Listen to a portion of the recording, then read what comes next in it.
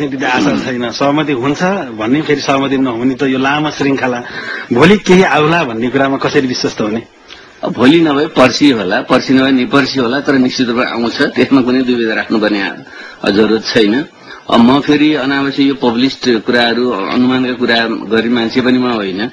12 बुँदे समझदारीदेखि यता भएका वृहत शान्ति सम्झौता लगायत सबै सहमति सम्झौताहरूमा प्रत्यक्ष सहभागी भएको नाताले पनि मलाई व्यावहारिक अनुभवबाटै थाहा छ कहाँ कहाँ गाँठा पर्छन्, ती गाँठा कसरी पुग्छन्। त्यसै हिसाबले पनि कति बेला आशावान हुन सकिन्छ र कति बेला सकिन्न भन्ने मलाई अनुभव पनि छ। त्यही आधारमा मैले भनिरहेको छु। प्रधानमन्त्री गाँठो चाहिँ कहाँ कहाँ रहेछ? होइन, अब अहिले नखोलौं, किनकि अब त्यो नखोलिकन पहिले भनियो भने झन् गाँठो पर्ने खतरा हुन्छ। तर म तपाईँ मार्फत आम यो कार्यक्रम सुन्ने र हेर्ने जनतालाई म के आग्रह गर्न चाहन्छु भने हामी सहमति असाध्यै नजिक पुगिसकेका छौं, तर अन्तिम बेलामा नाटकीय मोडहरू हुन पनि सक्छन्। राजनीति भनेको एउटा अनिश्चितताको खेल पनि भन्ने गरिन्छ। त्यसो भएको हुनाले 100% ग्यारेन्टी भन्ने त हुँदैन। तर म तपाईँलाई के विश्वास दिलाउन चाहन्छु भने विगत 5 वर्षमा शान्ति र संविधानका मुद्दामा हामी यति निकट पहिले कहिले पनि थिएनौं। त्यस आधारमा म आशा भन्छु। जस्तो प्रधानमन्त्रीको भारत भ्रमण अघि पनि निकै घनीभूत छलफल भयो। निष्कर्षमा चाहिँ प्रधानमन्त्रीकै दलका कारण भएन भन्ने समाचारहरू बाहिर आए। यसपटक नि यहाँकै दलकै कारण सहमतिमा अवरोध आएको हो। त्यो गलत कुरा हो। यो प्रचारबाजीको निम्ति एक्लै अर्कालाई दोषारोपण गर्ने यो बहुदलीय लोकतन्त्रको एउटा चरित्र पनि हो। यहाँ एक्लै अर्कालाई दोषारोपण गर्ने कुरा होइन। त्यति बेला समयको चापले नै गर्दा हामीले त्यो मसिनाउन नसकेको मात्रै हो। अहिले फेरि हामी गत कार्तिक 2 र 3 गते जहाँ पुगेका थियौं त्यहीबाट नै हामीले कुराकानी सुरु गरेका छौं र त्यो अगाडि बढ्छ। यो दलको कारणले भन्ने कुरा सही होइन। अहिले हतारो लागेको छैन? मङ्सिर 14 नजिकै आउँदैछ। जस्तो जेठ 14 भदौ 14 हुँदै मङ्सिर 14 आउने बेलामा हरेक 14 मा चाहिँ एकजना प्रधानमन्त्रीले राजीनामा गर्नुपर्ने क्रम। त्यसरी नहेरौं, त्यसरी पनि नहेरौं। शान्ति प्रक्रिया युगान्तकारी परिवर्तनका प्रक्रियाहरू निकै जटिल हुन्छन्। यो सामान्य सरकार फेरबदलको मात्रै प्रश्न होइन। यो संसदीय व्यवस्थामा त्यस्तो हुन्छ। बेली कुरा हो। हामीले अहिले अभ्यास गरेको संसदीय व्यवस्था होइन। हामी एउटा संविधान सभा मार्फत नितान्त नयाँ ढङ्गको एउटा लोकतान्त्रिक आधुनिक प्रणाली विकसित गर्न गइरहेका छौं। त्यसले यस्तो संक्रमण कालमा जटिलताहरू हुन्छन्। यसलाई हामीले हल्का फुल्का ढंगले सरकार परिवर्तनको खेल भनेर मात्र बुझ्यौं भने बेठिक हुन्छ। हामी रेडियो नेपाल केन्द्रीय प्रसारणमा छौं। जनतासँग प्रधानमन्त्री कार्यक्रममा छौं र जनतासँग सहभागिता जनाउन, जनताका प्रश्नहरूको जवाफ दिन सम्माननीय प्रधानमन्त्री स्टुडियोमा हुनुहुन्छ। हामी लाइभ अर्थात सिधै कुराकानी गरिरहेका छौं। यो रेडियो नेपाल केन्द्रीय प्रसारण हो। यतिखेर टेलिफोन सम्पर्कमा 4211 721 र 4211 736 मा विभिन्न श्रोता साथीहरू हुनुहुन्छ। उहाँसँग म कुराकानी गर्छु र उहाँहरूका प्रश्न सम्माननीय प्रधानमन्त्री समक्ष राख्ने कोसिस गर्छु। जस्तो प्रधानमन्त्रीज्यू यसरी प्रधानमन्त्री स्टुडियोमा उपस्थित भएर आफ्ना विभिन्न कुराहरू राख्नु भएकोमा धेरै श्रोताहरू निकै खुसी पनि छन् र त्यसबाट लाभान्वित पनि भएका छन्। यतिखेर चितवन जुटपानीबाट विनायक लामा हामीसँग टेलिफोन सम्पर्कमा हुनुहुन्छ। विनायकजी हजुर नमस्कार। नमस्कार। सम्माननीय प्रधानमन्त्रीज्यू हामीसँग हुनुहुन्छ। ल प्रश्न राख्नुहोस्। सर्वप्रथम त प्रधानमन्त्रीज्यूलाई नमस्कार। नमस्कार। अनि मेरो प्रश्न चाहिँ के छ भन्दाखेरि म खास अहिले पिएलएमा कार्यरत छु हैन। हजुर। अब पहिला जस विगत हामी 6 महिनाको लागि भनेर यहाँ क्यान्टोनमेन्टमा बसिरहेका छौँ। सारा दुनियाँलाई थाहा छ हैन। अनि त्यो हुँदाखेरि अब यो समाधान प्रक्रियाको लागि भनेर यो 3 दलको नेताहरू शीर्ष नेताहरू बैठक बसिरहेका छन्। अनि हुँदाखेरि यो समाधान प्रक्रिया र पुनर्स्थापना भन्ने कुरा त्यो शब्द दुईटा शब्द निस्किरहेको छ अहिलेको समयमा हैन। अनि त्यो हुँदाखेरि यो समाधानमा जाने र पुनर्स्थापनामा जानेमा कुन हिसाबले मिलाउन खोज्दै हुनुहुन्छ हैन। हामी स्पष्टसँग राम तपाईँबाट बुझ्न पाए अलि आभारी हुने थियो कि भन्ने नै हो। ठिक छ। ल पिएलएकै साथीले प्रश्न उठाउनु भयो, तपाईँलाई विशेष धन्यवाद छ। किनकि नेपालमा सामन्ती राजतन्त्रलाई उन्मूलन गरेर अहिलेको संहिता गणतन्त्र धर्मनिरपेक्षता सहितको यो लोकतान्त्रिक प्रणालीमा आउनको निम्ति 10 वर्षीय जनयुद्धले जुन भूमिका निर्वाह गर्यो र त्यसमा जनमुक्ति सेनाका योद्धाहरूले जुन भूमिका खेल्नुभयो त्यो ऐतिहासिक छ। त्यसको सम्मान गर्नै पर्छ। त्यसै भएको हुनाले हामीले अहिले सेना समायोजन पुनर्स्थापनाका विषयमा जुन कुराकानी गरिरहेका छौं त्यो जनमुक्ति सेनाका लडाकुहरूको पुनः सम्मान हुने ढंगले नै हामीले गर्न गइरहेका छौं। त्यसैले हामीले को समायोजनमा जाने को पुनर्स्थापनामा जाने भन्ने विषयमा उहाँहरूकै राय लिएर तपाईहरुकै राय लिएर हामीले यसलाई टुङ्ग्याउँदैछौं र राजनीतिक समझदारी बनिसकेपछि एउटा टिम चाहिँ तपाईहरुको बीचमा तपाईहरुको राय संकलन गर्न आउँछ। त्यही आधारमा तपाईहरुले टुङ्ग्याउन सक्नुहुन्छ। प्रधानमन्त्री जस्तो यसै बिचमा एउटा थपिहाल्नु, आजको वार्ता पनि संख्यामै पुगेर अड्कियो भन्ने बाहिर अलिअलि समाचारहरू आए।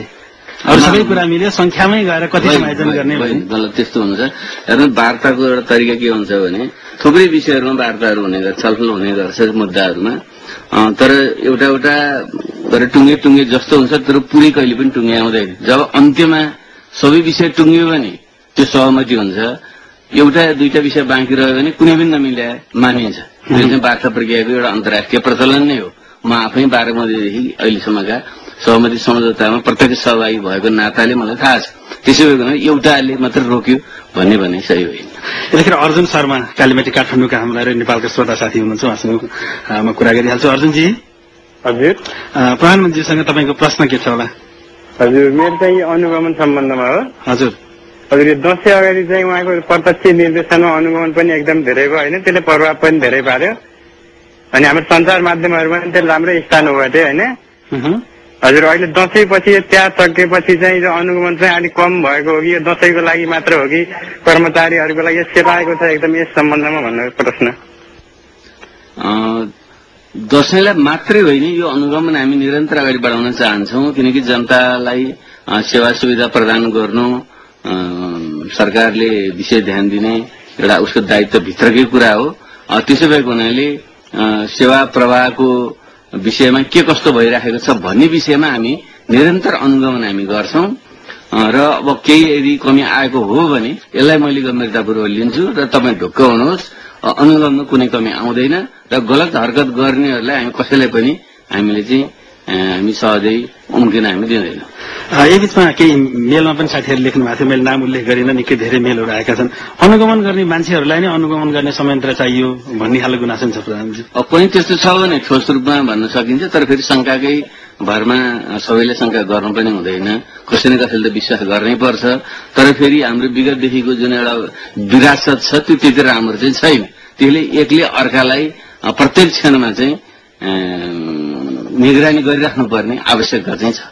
जस्तो लोकमार्गका कुराहरूमा जस्तो होटलहरूमा ताला लगाइयो सरसफाईको लागि गोर्खा जाँदा र फर्किँदा प्रधानमन्त्रीले प्रत्यक्ष रूपमा कतिपय होटलमा आफै प्रवेश गरेर भने त्यसको निरीक्षण पनि गर्नुभएको थियो, सकारात्मक प्रभाव पनि रह्यो। जस्तो कार्यक्रम असोज 15 गते कार्यक्रमपछि चितवनको प्रशासनिक यन्त्र र धादिङको प्रशासनिक यन्त्रले हाइवेमा निकै धेरै तदारुकता देखा। एक महिना कोही बीचमा एक हप्ता चाहिँ निकै तातो रह्यो, पछि फेरि त्यो बन्द भएका होटलहरू खुलेर प्रक्रियाहरू अलि सुस्तायो भन्ने कुरा चाहिँ मेलमा प्रशस्तै थियो। अनि यसबारेमा हाम्रो ध्यान आकर्षण भएको छ। दशैंको बेलामा हामीले बढी किन गर्यौं भने बढी आवाज जावत गर्ने बेला पनि त्यही छ। काठमाडौँबाट बढी मान्छे दशैं मनाउन गाउँमा जाने र दशैंको लगत्तै फर्कने जुन एउटा परम्परा हो त्यसलाई मध्यनजर गर्दै विशेष सक्रियता त्यति बेला अप्नाइएको हो। तर त्यसको अर्थ अब त्यति छोडियो भन्ने होइन र यो निगरानीलाई हामी निरन्तर जारी राख्छौं र गलत हरकत गर्नेहरूलाई चाहिँ आवश्यक कारबाही हामी गर्छौं। प्रधानमन्त्री, जस्तो विशेष गरेर बाहिर विदेश बस्नेहरूले पनि चासो राखेका छन् कि महँगीका कुरा धेरै हाम्रा श्रोताहरूले चाहिँ मेलमा के लेख्नु भएको छ, एक लाइनमा मात्रै प्रश्न, महँगी धेरै बढ्यो र महँगीको नियन्त्रण चाहिँ कम भयो, राहतको कार्यक्रम घोषणामा त्यसलाई प्रधानमन्त्रीले के ठाउँ दिनुभएको थियो त्यो अनुसार भएन भन्ने कुरा धेरै छ। यसमा प्रधानमन्त्रीको भनाइ के हो? यो सही हो। महँगीबाट जनता जुन ढंगले आक्रान्त भएका छन् त्यसमा म आफू पनि निकै चिन्तित छु। खास गरी हाम्रो अर्थतन्त्र पूर्ण रूपले स्वाधीन र आत्मनिर्भर छैन। खुला सिमाना छ, त्यहाँबाट चाहिँ औपचारिक भन्दा अनौपचारिक प्रकारको व्यवहारहरू बढी हुन्छन्। त्यसले गर्दाखेरि पुरै आफ्नै मात्रै नियन्त्रण एउटा हुँदैन। दोस्रो फेरि अब हाम्रो अर्थतन्त्र केही राज्यको निगरानीमा केही धेरै जसो चाहिँ निजी क्षेत्रको हातमा पनि छ। त्यो कारणले गर्दाखेरि चाहिँ तपाईँले पुरै नियन्त्रण तपाईँ गर्न पनि सक्नुहुन्न। विविध कारणबाट यस्तो भएको छ। फेरि पनि हामी खास गरी न्यून वर्गका जनता, निम्न आय भएका जनता, दुर्गम क्षेत्रमा रहने जनता, उहाँहरूलाई चाहिँ सरकारकै तर्फबाट चाहिँ राहत दिएर विशेष वितरण प्रणालीको व्यवस्था गरेर सर्वसुलभ तरिकाले सुपथ मूल्यमा वस्तु उपलब्ध गराउने योजना चाहिँ हामी अगाडि बढाउँदैछौँ। त्यसमा चाहिँ हामीले गम्भीरतापूर्वकले गृह कार्य गरिरहेका छौँ। चाबेल काठमाडौँबाट तेम्बा गेलु शेर्पा हामीसँग सम्पर्कमा हुनुहुन्छ, उहाँ पत्रकार पनि हुनुहुँदो रहेछ। तेम्बाजी। हजुर हजुर नमस्कार। नमस्कार। ल प्रधानमन्त्रीसँग प्रश्न राख्नुहोस्। हजुर प्रधानमन्त्री नमस्कार। नमस्कार। हेलो हेलो भन्नुहोस्। हजुर मैले चाहिँ यहाँले एउटा प्रश्न राख्न चाहे, जस्तो यो विशेष गरी विदेश जाने क्रममा काठमाडौँको त्रिभुवन अन्तर्राष्ट्रिय विमानस्थलमा चाहिँ ठगिने गर्छन्, विशेष गरी आदिवासीसँग सम्बन्धित र यो शेर्पा जातिहरूमाथि चाहिँ अलिकति ठगिने प्रवृत्ति छ। हिजो भर्खरै एउटा दिक्षिन्टोमा शेर्पालाई ठगिएको काण्डको चाहिँ यहाँलाई पत्र पनि प्रेषित भइसक्यो होला। यो विषयमा जस्तो यो त्रिभुवन अन्तर्राष्ट्रिय विमानस्थलमा चाहिँ पासपोर्टमा राख्दा चाहिँ भिसा लागिसकेपछि पनि फेरि नागरिकताको एउटा प्रमाणपत्र देखाउनु पर्ने बाध्यता हो कि अथवा कस्तो हो? यो एउटा चाहिँ सिस्टमको बारेमा मलाई अलिकति जानकारी गराइदिनु पाए हुन्थ्यो कि भन्ने छ र एउटा ठगिने प्रवृत्ति अथवा ठगिने घटनालाई चाहिँ कसरी रोक्न सकिन्छ भन्ने चाहिँ मेरो यहाँलाई एउटा प्रश्न। यो चाहिँ अहिले तत्कालीन यो नियम कसरी परिवर्तन गर्न सकिन्छ अथवा त्यो त्रिभुवन विमानस्थलमा ठगिने क्रम चाहिँ कसरी रोकिन सकिएला भन्ने यहाँले धेरै महत्वपूर्ण कुरा उठाउनुभयो, किनकि हाम्रो देशमा रोजगारी र अन्य कार्यको बस चाहिँ थुप्रै हाम्रा युवा युवतीहरू विदेशमा जान बाध्य भइरहेका छन्। त्यसमा धेरै जसो चाहिँ अन्तर्राष्ट्रिय विमानस्थलबाट भएरै उहाँहरू बाहिर जानुहुन्छ आउनुहुन्छ।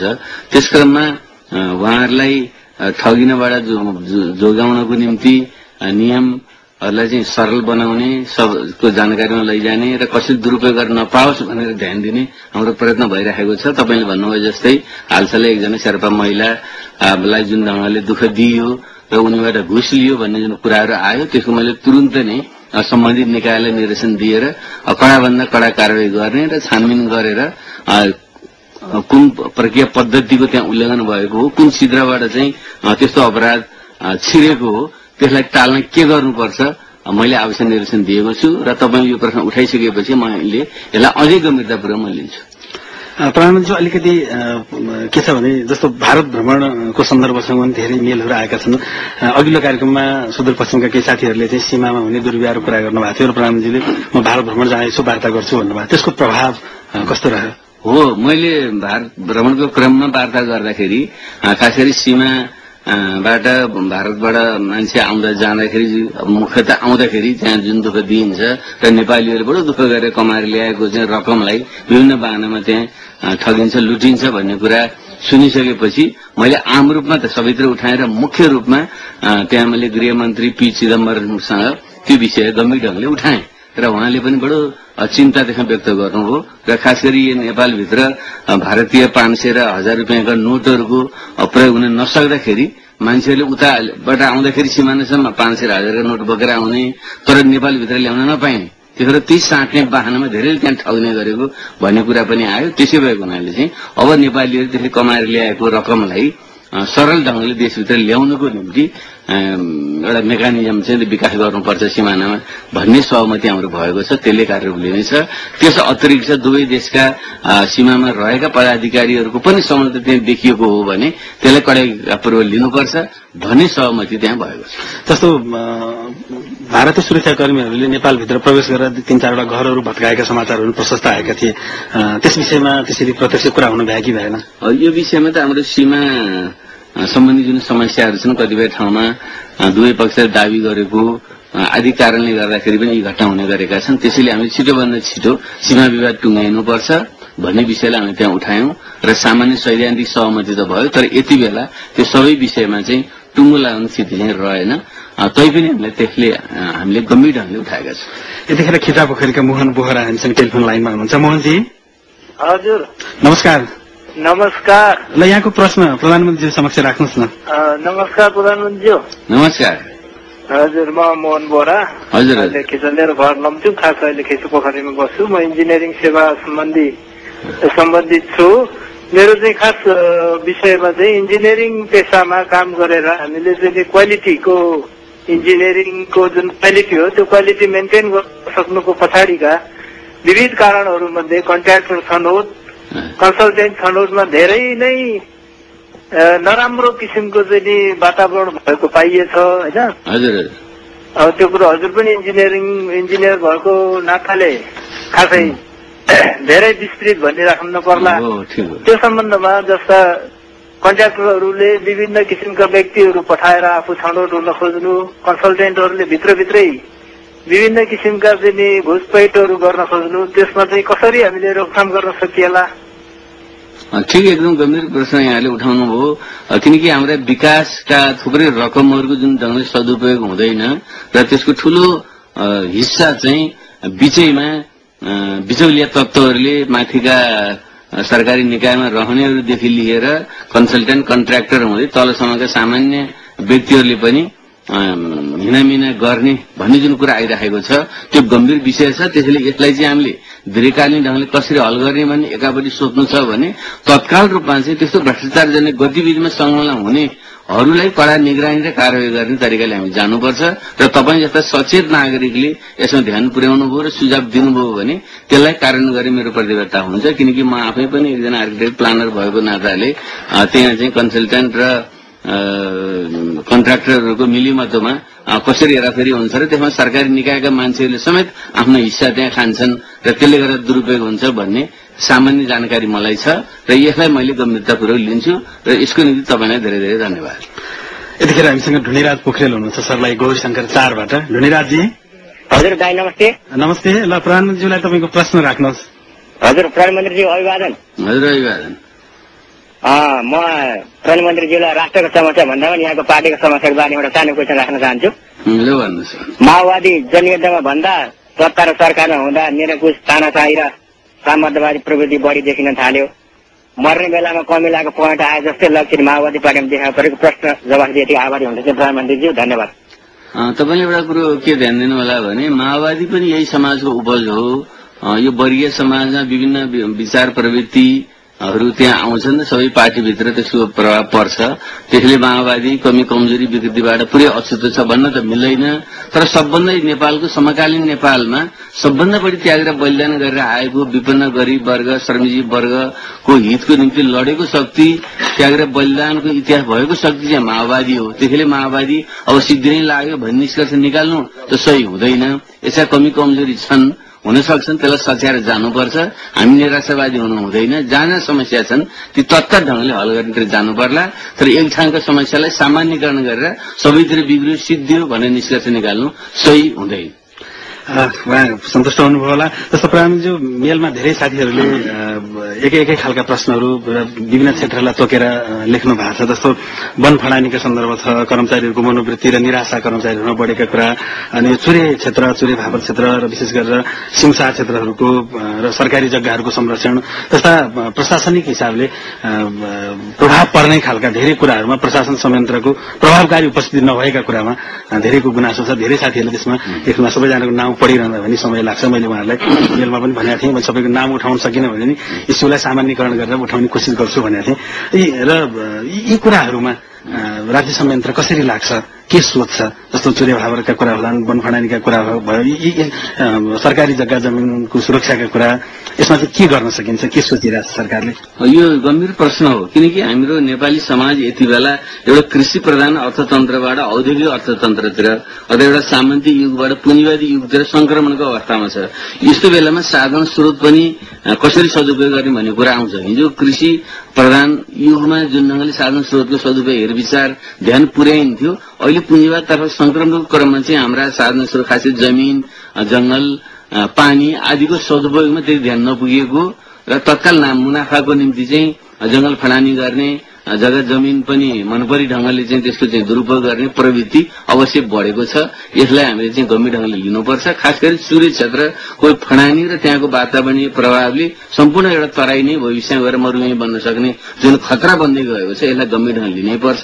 त्यसो भएको हुनाले सरकारको तर्फबाट विगतदेखि पनि विभिन्न कार्यक्रम सञ्चालन हुँदै त आएको छ, तर त्यति प्रभावकारी हुन सकेको छैन।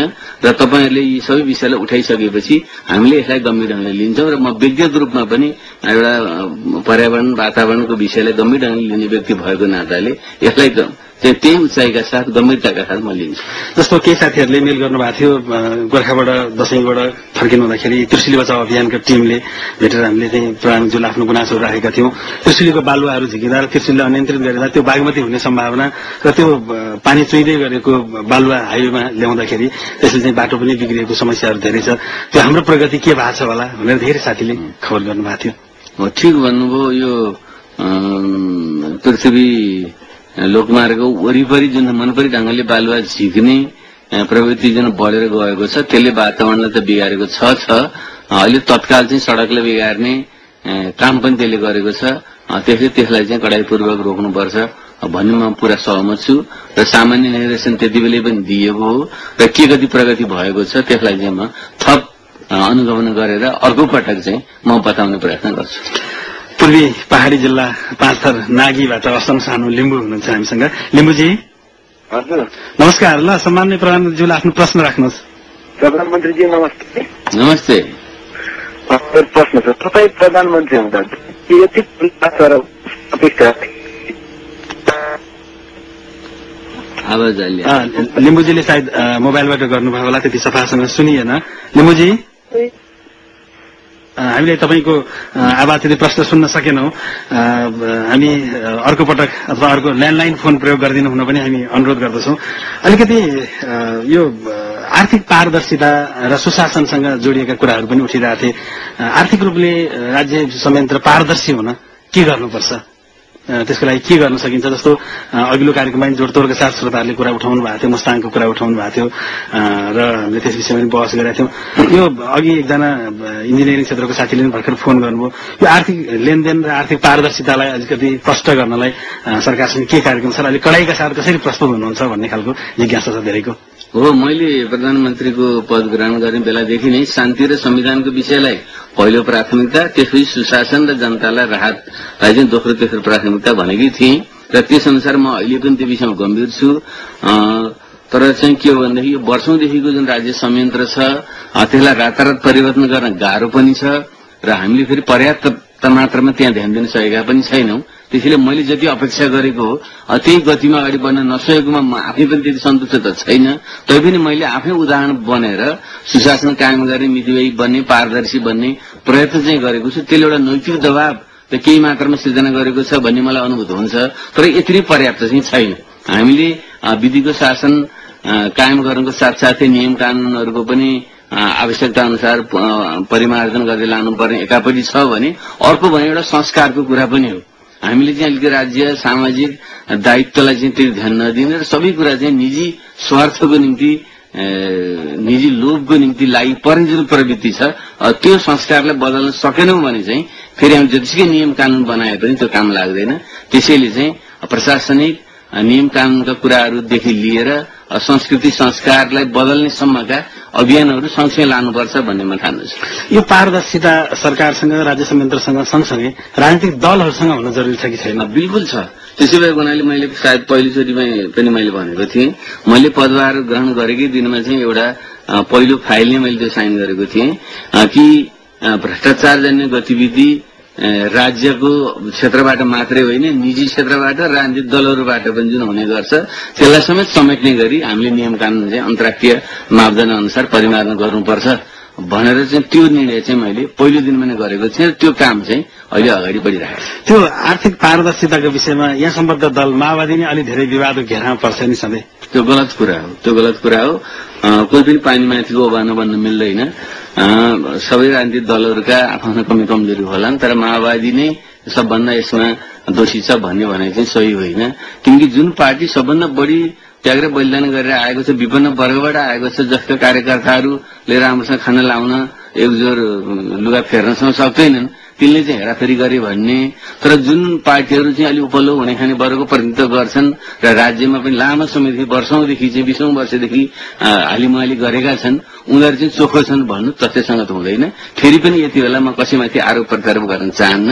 माओवादी पार्टी पनि क्रमशः प्रदर्शित हुँदै गएको कुरा मलाई पनि अनुभूत हुन्छ। त्यसमा हामी सचेत बन्नैपर्छ र हामी सबैले एकअर्काका नराम्रा कुरा सिक्ने होइन, राम्रा कुरा सिक्ने गरी जानुपर्छ भन्ने म ठान्छु। जस्तो स्विजरल्याण्डबाट एकजनाले मेल गर्नुभएको थियो, स्विस नागरिक हुनुहुन्छ, उहाँ बुद्धिस्ट हुनुहुँदो रहेछ, बुद्ध धर्म मान्ने हिसाबले लुम्बिनी पटक पटक आउनु भएको, लुक्लादेखि पोखरा हुँदै सबै ठाउँमा घुमेको। उहाँ स्विजरल्याण्डमा एउटा ब्याङ्कसँग सम्बद्ध हुनुहुँदो रहेछ।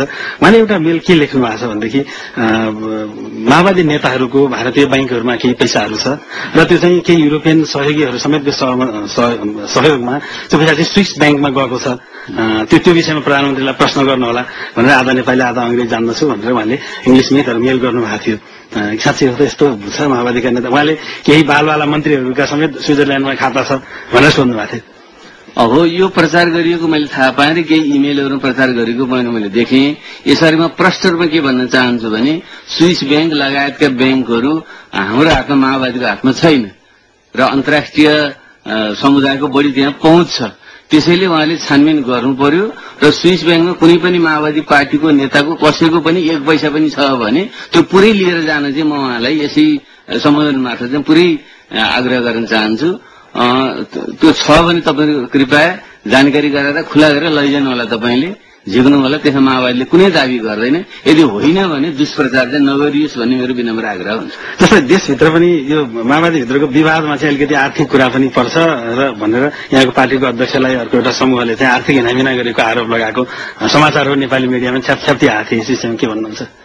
यो चाहिँ हेर्नु जो बढी सफा छ त्यो धेरै सेतो बाटामा अलिकति पनि छिटा फ्याँकियो भने प्रष्ट देखिन्छ। तर जो पहिलेदेखि नै बढी छिटाले भरिएको छ भने त्यहाँ 2-4 छिटा 10-8 छिटा थपिने त्यति देखिँदैन। त्यसले माओवादीको चाहिँ एनजिओको इमेज चाहिँ धेरै सफा भएको हुनाले एकाध छिटा पर्दाखेरि मान्छे आँखा परे हुन सक्छ। तर माओवादी नै सबभन्दा बढी बिग्रिएको भन्ने भनाइ चाहिँ सही होइन र यस्तो आरोपमा म कुनै पनि त्यस्तो सत्यता देख्दिनँ। हामीहरू नेपालको केन्द्रीय प्रसारणमा छौँ। जनतासँग प्रधानमन्त्री कार्यक्रममा हामी सम्माननीय प्रधानमन्त्री डाक्टर बाबुराम भट्टराईज्यूसँग सिधा कुराकानी गरिरहेका छौँ। 4211-721 र 4211-736मा श्रोताहरूले विभिन्न प्रश्नहरू राखिरहनु भएको छ। त्यतिखेर कालोपुल काठमाडौँका थमन खत्री हामीसँग टेलिफोन सम्पर्कमा हुनुहुन्छ। थमनजी हेलो। हजुर हेलो हजुर नमस्कार। को बोल्नुभयो होला यतिखेर? हजुर म चन्द्र भण्डारी बोलेको। चन्द्रजी कहाँबाट होला? म गुल्मीदेखि। गुल्मीदेखि। ल प्रधानमन्त्रीलाई प्रश्न राख्नुहोस्। हजुर ल प्रधानमन्त्रीजी नमस्कार। नमस्कार। हजुर मेरो प्रश्न तपाईँ प्रधानमन्त्री बनेपछि शान्ति प्रक्रिया सेना समायोजन यो संविधान निर्माण जस्तो विषयमा भएको प्रगतिको स्वागत गर्दै हामी यो देशमा गाँस बस्न पाएर विदेशमा बस्न बाध्य भएका नेपालीहरूले आफ्नो मताधिकारको प्रयोग गर्न पाऊँ भन्ने विषयमा जो पहिला पनि उठेको थियो मुद्दा त्यस बारेमा तपाईँको के विचार छ र त्यसलाई संविधानमा राख्न तपाईँको विचार अथवा उद्देश्य के छ त्यो बताइदिन अनुरोध गर्छु। यो तपाईँले महत्त्वपूर्ण प्रश्न राख्नुभयो किनकि हाम्रो देशबाट 30 लाख युवाहरू रोजीरोटीको खोजीमा विदेश जान बाध्य छन्। त्यसैले उनीहरूले देशको निर्वाचन प्रक्रियामा समेत सहभागी हुन पाउने ढंगले कुनै व्यवस्था गरिनुपर्छ भन्ने भनाइ बिल्कुल जायज हो। तर व्यावहारिक ढंगले सबै ठाउँमा गर्न सकिन्छ कि सकिँदैन त्यो एउटा बुझ्नुपर्छ।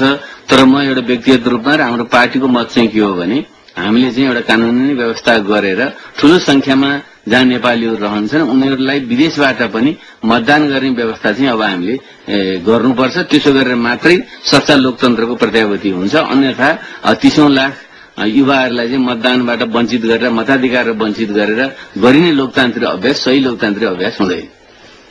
अलिकति परराष्ट्र सम्बन्धका कुराहरू उठेका छन्। जस्तो अमेरिका गएर फर्कनुभयो, भारत भ्रमणमा जानुभयो, छिटै मालदिप्स जाँदै हुनुहुन्छ सार्क सम्मेलनका लागि।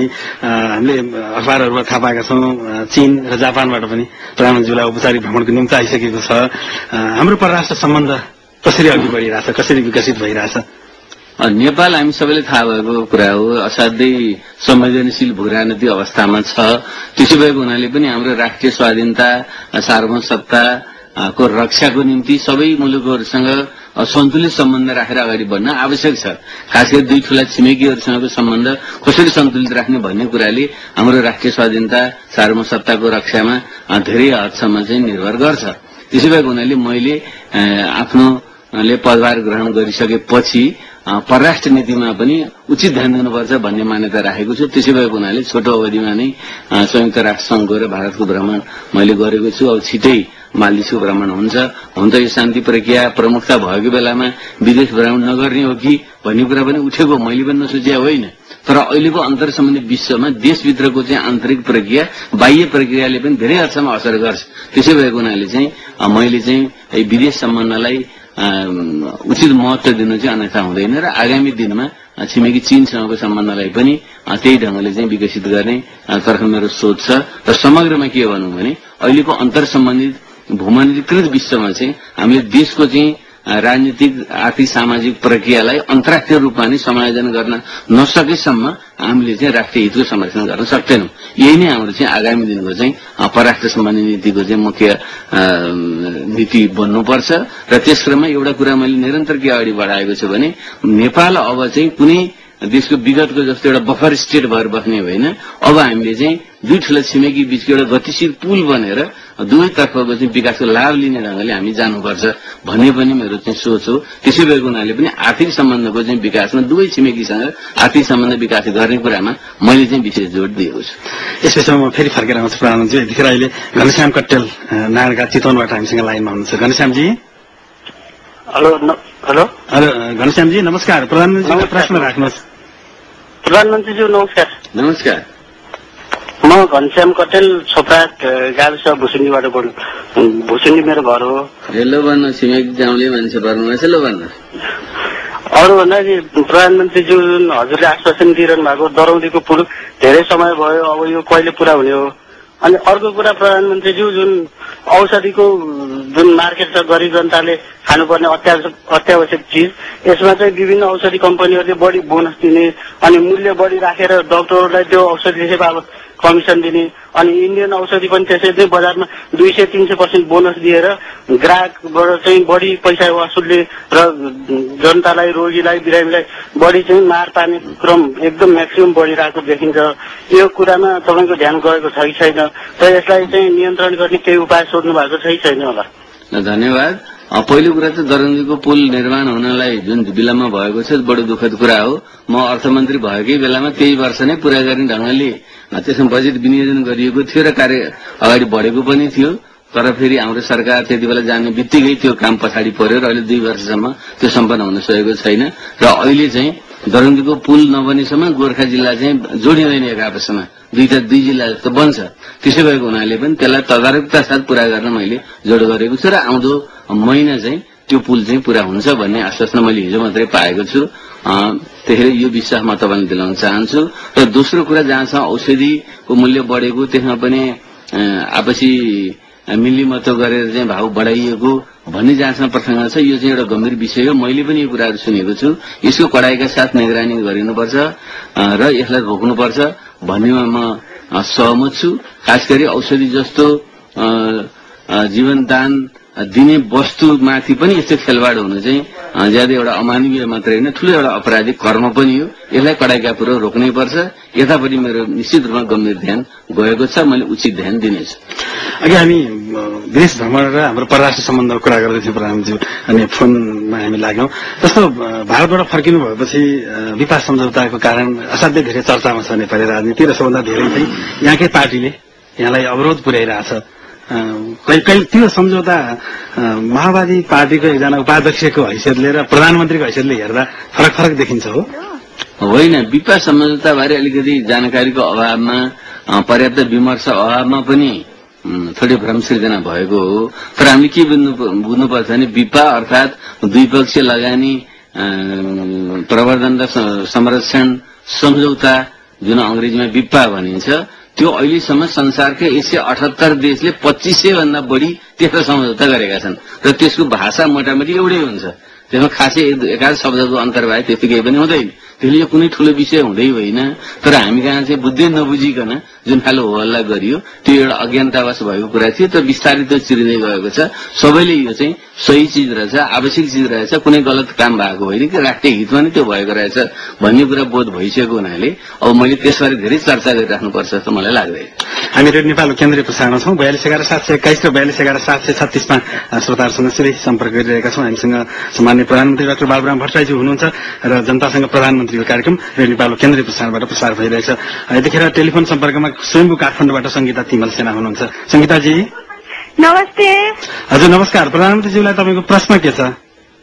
हजुर ल सोध्नुहोस्, प्रधानमन्त्रीज्यूलाई तपाईँको प्रश्न के छ? प्रधानमन्त्रीज्यू नमस्ते। नमस्ते। हजुरले खास मैले चाहिँ के भन्नु लाग्छ भने हजुरले जे गर्दै हुनुहुन्छ सबै राम्रो हुँदैछ। हामी युवाहरू हजुरको साथमा छौँ। रमेश खरेल, गोकर्ण विष्ट, रामेश्वर खनाल हजुरहरू जस्तो हस्ती नेपालले पाउनु साँच्चै हाम्रो लागि यतिखेर गौरवको विषय बनेको छ। हजुरको साथमा हामी छौँ। आज सडकदेखि लिएर हरेक ठाउँमा हामीले भोग्दै आएको समस्याहरू यति प्रष्ट रूपमा देखिँदै गएका थिए। आज ती सबै कुराहरू हजुरहरूबाट निर्मूल भए जस्तो हामीले महसुस गरिरहेछौँ। गरिरहेछौँ। त्यसैले हजुरले नआस्तिकन कसैको नलागिकन हजुरले चाहिँ आफ्नो जुन नेपाली गरिब जनताहरूको लागि जुन गर्छु भनेर अठोट लिनु भएको त्यसमा सधैँ लागिरहनुहोस्। यही म हजुरलाई शुभकामनाको लागि फोन गरेको। ल धेरै धन्यवाद सङ्गीताजी। तपाईँ जस्तो युवा व्यक्तित्वहरूले यस्ता प्रकारका भनाइहरू राख्दा हामीलाई एउटा ऊर्जा थप विश्वास पनि पैदा हुन्छ।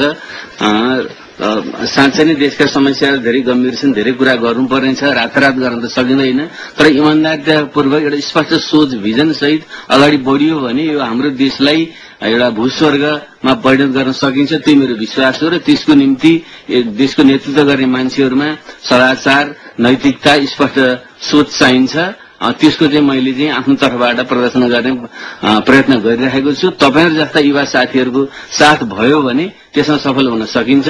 ठूलो एउटा अभियानको खाँचो छ, त्यसमा अगाडि बढौं। त्यसमा तपाईहरुको साथ रहोस्, म यही कामना गर्छु। धन्यवाद। समयको अहिले अनुराधा कोइराला माइती नेपालबाट हामीसँग टेलिफोन सम्पर्कमा हुनुहुन्छ। अनुराधा कोइरालाज्यू, हेलो। हेलो, नमस्कार। नमस्कार। यहाँले फोन गरिदिनु भयो, हामी खुसी भयौं। ल, प्रधानमन्त्रीज्यूलाई तपाईँको प्रश्न के छ छोटकरीमा राखिदिनु होला। प्रधानमन्त्रीज्यूलाई सर्वप्रथम त नमस्कार। नमस्कार अनुराधाजी। यहाँ सानो एउटा कुरामा त मेरो जिज्ञासा के हो भने पहिला त मेरो एउटा गुनासो, त्यसपछि जिज्ञासा। गुनासो चाहिँ के हो भने यहाँले हेर्नुभयो होला आजभन्दा 1.5 महिना अगाडिदेखि चाहिँ 1जना बाल बालिका उद्धार भनेर चाहिँ नि एभेन्यूले देखाइरहेको थियो र ती बच्चाहरूलाई चाहिँ एउटा संस्थाले उद्धार गरेर लिएर आयो भनेर भन्यो कोइम्बटोर मद्रासबाट। तर ती बच्चाहरूलाई चाहिँ रेस्क्यु गरे भन्दाखेरि पछि ल्याएर चाहिँ हामीले टेलिभिजनमा हेर्दा चाहिँ ती बच्चाहरू चाहिँ पढिरहेको थियो अरे कोइम्बटोरमा। त्यहाँ पढिरहेको बेलामा अब 1जनाको बाबुआमाले ल्याइदियो भनेर भन्यो र भनिसकेपछि चाहिँ 4जनालाई ल्याउनु पर्नेमा सबै 23जना बालिकाहरूलाई ल्याइदिए रेस्क्यु गर्यो भनेर। र त्यो रेस्क्यु चाहिँ होइन, ती बच्चाहरू पढिरहेको थिए, आमा बाउको सोही इच्छाले त्यहाँ पढाएको हो र अब उनीहरूलाई ल्याउने गरिरहेको थियो आमा बाउले। अब रेस्क्यु भनेर त्यो संस्थाले ल्यायो र हामीले देख्दाखेरि चाहिँ आमा बाउले धेरै कम्प्लेन गरे र हामी कहाँ पनि आइरहेको छ। त्यो बालिकाहरू पढ्नु पाइरहेको छैन। अहिले अल्पत्र भयो, इन्डियाले पनि लिएन। यहाँ पनि बालिकाहरू अझ छैन। आज 1.5 महिना भयो यो संस्था घरि समाज कल्याण परिषद, घरि महिला मन्त्रालय, घरि CWCमा गइरहेको छ, चाइल्ड वेलफेयर बोर्डमा गइरहेछ। यिनीहरू अल्पत्र भइरहेछ। प्रधानमन्त्रीज्यूकोमा यसमा चाहिँ नि सुन्नु भएको छ नि यो विषय लिएर र सुन्नु भएको छ भने यो बालिकाहरूलाई कसरी पुनर्स्थापना गर्ने सोच बनाउनु भएको छ। हजुर, धन्यवाद अनुराजी। तपाईँले महत्वपूर्ण विषय उठाउनु हो र जुन महान काम तपाईँले गरिराख्नु भएको छ त्यसको म सधैँ उच्च प्रशंसा रहेको छु। गत यो दशैंको बेलामा पनि तपाईँहरूको माइती नेपालको अवलोकनबाट तपाईँले गर्नुभएको सत्कार्यबाट म असाध्यै प्रभावित भएको छु। अहिले पनि जुन सामाजिक चासोको विषय तपाईँले उठाउनु हो यो महत्वपूर्ण म ठान्दछु र म क्षमा याचना गर्न चाहन्छु। यो विषयमा मलाई अलिकति नजिकबाट यसो ज्ञान भएन। मैले सामान्य सुन्ने कुरा मात्रै भयो, तर मैले तपाईँले अहिले जसरी राख्नुभयो त्यही गहिराईबाट मैले यो कुरा बुझ्न पाएको छैन। यदि त्यसो हो भने यो एउटा गम्भीर छानबिनको एउटा विषय हो र यसलाई गम्भीरतापूर्वक लिनुपर्छ र म छिटै नै तुरुन्तै नै यो विषयमा चाहिँ जाँच पडताल गरेर तथ्य बुझेर आवश्यक कारवाही गराउने विश्वास म तपाईँलाई दिलाउन चाहन्छु। प्रधानमन्त्री, हामी कार्यक्रमको निकै उत्तरार्धमा छौँ, अलिकति मात्रै समय बाँकी छ। धेरै श्रोताहरूसँग हामीले कुराकानी गर्यौं। अघि हामी विवाहको विषयमा कुरा गर्दैथ्यौँ र प्रधानमन्त्रीले आर्थिक परिवर्तनको निम्ति त्यस खालको सम्झौता हुनु जरुरी छ भनेर पटक पटक भन्नुभएको थियो। भारतमा पत्रकार सम्मेलन गर्दा पनि, हाम्रो संसदमा पनि र मिडियाहरूलाई भन्नुभएको थियो। र एउटा कुरा म सम्झन चाहन्छु, 12 बुँदे सहमति हुँदा गिरिजाप्रसाद कोइरालाले भन्नुभएको थियो मैले मेरो राजनीतिक जीवन चाहिँ दाउमा हालेर शान्ति प्रक्रिया सुरु गरेको छु भन्नुभएको थियो। यहाँले पनि भारतमा के भन्नुभयो भने आर्थिक विकासका निम्ति मैले पनि जुवा खेलेको छु भन्नुभएको थियो। कि यो मुलुकमा विकासका लागि सहमति हुँदैन? गम्भीर लिडरहरूले चाहिँ सधैँ जुवाई खेल्न पर्ने हो देश विकासका लागि? यो गम्भीर कुरा तपाईँले उठाउनु भयो, किनकि मैले कुन सन्दर्भमा त्यो भनेको हुँ भने नेपालमा कुनै पनि चिज नयाँ चिज कसैले गर्न खोज्यो भने त्यसलाई सबभन्दा पहिले शंकाको दृष्टिले लिएर विरोध गरिहाल्ने एउटा चाहिँ प्रचलन चाहिँ बनेको छ। त्यो पनि खास गरी विदेश मामलाको सन्दर्भमा कसैले केही गरिहाल्यो भने असाध्यै पुरातनवादी कोणबाट राष्ट्रियताको प्रश्न उठाएर दुष्प्रचार गर्ने प्रवृत्ति पनि छ। त्यसो भएको हुनाले चाहिँ नेपालमा साँच्चै नै यो गरिबी बेरोजगारीको अन्त्य गरेर समुन्नत नयाँ नेपाल, आर्थिक रूपले समृद्ध नेपाल निर्माण गर्ने हो भने हामीले मूल रूपमा त आन्तरिक साधन स्रोतको परिचालन गर्ने हो। तर अहिलेको यथार्थ स्थितिमा चाहिँ बाह्य पुँजीको पनि आवश्यक परिचालन नगरिकन त्यो विकास हुँदैन भन्ने सोचका साथै विपा सम्झौता गर्न जरुरी छ भन्ने ठानेको हौं। तर हामी कहाँ चाहिँ असाध्यै यान्त्रिक ढंगले विपा अथवा विदेशबाट कुनै पुँजी ल्याउने, त्यो पनि भारतबाट पुँजी ल्याउने कुराको चाहिँ गहिराइमा नभइकन एउटा विरोध गर्ने जुन प्रवृत्ति छ त्यसलाई संकेत मैले गरेको हुँ र मैले मेरो ब्रह्मले देश र जनताको निम्ति ठिक छ भनेर त्यो गरेको हुँ र मलाई जति दिन बित्दै जाँदछ त्यो विपा सहमति गरेर एकदम ठिक गर्ने त्यो आवश्यक छ र भोलि इतिहासले त्यो मलाई सही साबित गर्छ भन्ने कुरामा म चाहिँ बिल्कुल विश्वस्त छु। त्यसैले कति बेला चाहिँ नेतृत्वले चाहिँ रिस्क पनि लिनुपर्छ, जोखिम पनि लिनुपर्छ भन्ने चाहिँ मेरो चाहिँ भनाइ। यहाँकै पार्टीबाट बढी धेरै विरोध भयो, कालो झण्डा प्रदर्शन पनि भयो, एयरपोर्टमा सबै भयो। यो आर्थिक उदारीकरण, विदेशी लगानी ल्याउने कुरामा हिजो माओवादीको दृष्टिकोण भन्दा अहिले परिवर्तन भएको छ। कतै माओवादीको नेता बाबुराम भट्टराई भइरहँदा भन्दा मुलुक चलाउँदा जिम्मेवार हुनुपर्ने रहेछ र हिजोको माओवादीले लिएको रणनीति चाहिँ आर्थिक रणनीति चाहिँ गलत रहेछ भन्ने निष्कर्षमा पुग्नु होइन। त्यसो पनि होइन, त्यो पनि बुझ्नु पनि गलत बुझ्नु। कुनै पनि चिज गतिमा हुन्छ, समाज विकासको क्रम सँगसँगै परिस्थिति बदलिन्छ र त्यही अनुसार नीति निर्माण पनि परिवर्तन गरेर जानुपर्छ र कुनै खास परिवेशमा जान तपाईले आन्तरिक रूपमा राजनीतिक परिस्थिति उपजित सिर्जना नगरिकन, राज्यमा जनताको सहभागिता सुनिश्चित नगरिकन, आर्थिक साधन स्रोत परिचालन गर्ने एउटा वातावरण नबनाइकन खालि विदेशको मात्रै भर गर्नुभयो भने त्यति बेला परनिर्भरता बढ्छ र त्यसको नीतिको हामीले विरोध गरेकै हो, त्यो गर्नु पनि पर्छ।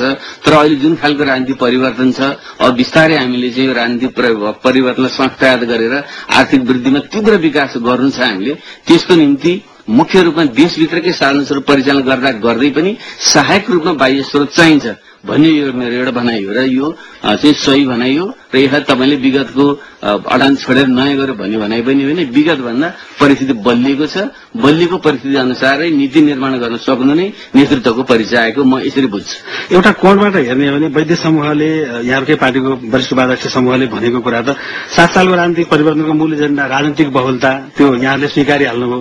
46को परिवर्तनपछिको उपलब्धि भनेर आर्थिक उदारीकरणलाई लिएको दुवै कुरा 68 सालमा आइपुगेर माओवादीले स्वीकारेपछि त माओवादी हुनुको, माओवादी आफ्नो चिजबाट पछि हट्यो भनेर वैद्य समूहले भनिरहेको कुरा त गलत। वैद्य समूहले त्यसो भन्नुभएको छैन।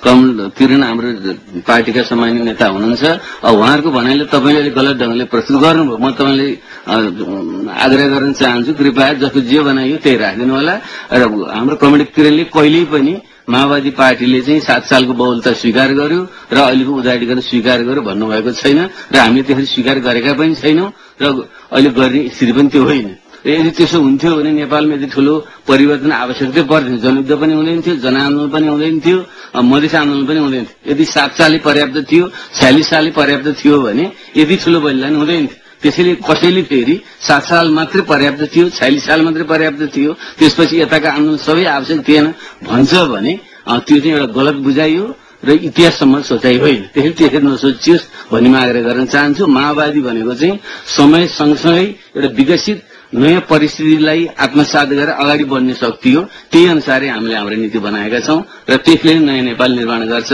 भन्ने मेरो विश्वास छ। यतिखेर अन्तिममा हामी एकजना साथीसँग सहभागिता जनाउँछौं। चेष्टराज भण्डारी सर्लाही लालबन्दीबाट हुनुहुन्छ। भण्डारीजी। हजुर सर, नमस्कार सर। हजुर, निकै संक्षेपमा एउटा प्रश्न राखिहाल्नुहोस् न। ल हुन्छ सर। बाबुराम भट्टराईजी प्रधानमन्त्रीज्यूलाई नमस्कार। नमस्कार।